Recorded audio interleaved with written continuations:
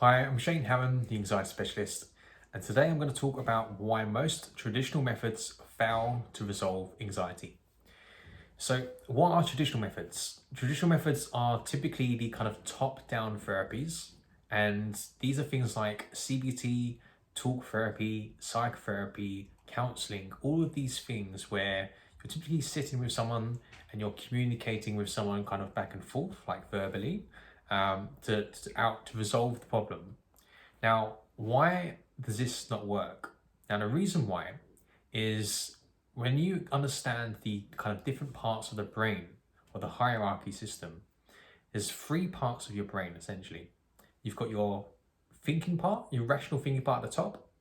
You've got your emotional part in the middle, your limbic system. And you've got your survival part, your brain stem.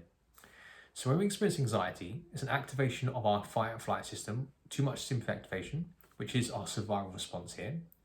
Now, top-down therapies are working with our adult rational mind.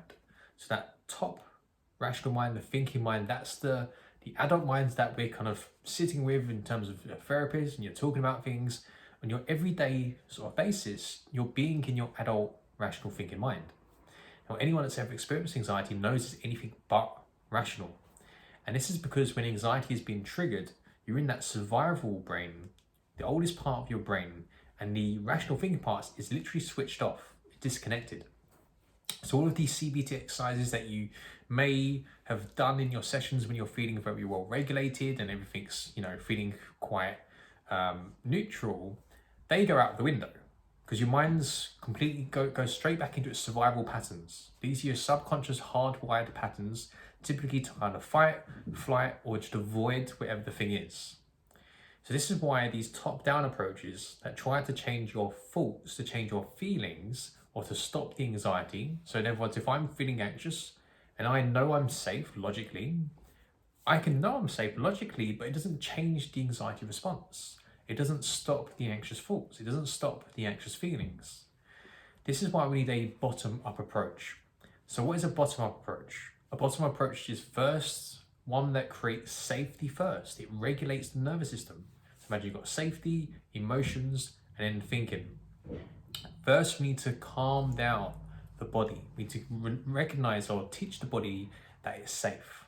Now, no amount of, because your rational thinking brain is pretty much switched off at this point, it's disconnected, it can't connect with the body to tell it that it's safe. We have to work through the body.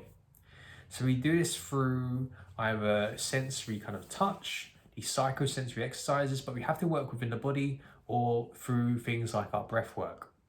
Doing this can literally hack your nervous system and allow yourself to feel safe to experience or explore the emotions that are behind it. Behind all anxiety are unresolved emotions, either from the current situation or previous situations from the past. So you either first you create safety, then we explore the emotions and we express them when you know how, when you work through a body-based somatic approach. And then once you've cleared the emotion, the thoughts and stuff all sort themselves out because you're seeing it then without seeing it through the emotional lens. So I'll explain this more on a later video, but this is why we need to take, with anything with anxiety or trauma, you need to have a bottom-up approach, which is a trauma-informed approach.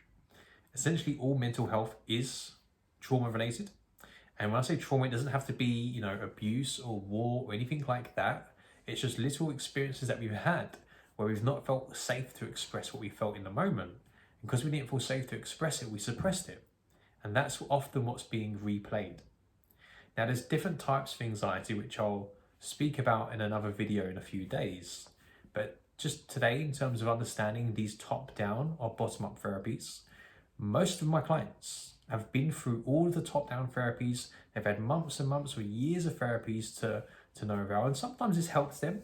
It can help them to understand and logically accept their experiences that they've had rationally, so the adult mind can accept it, but it doesn't heal the wounded child.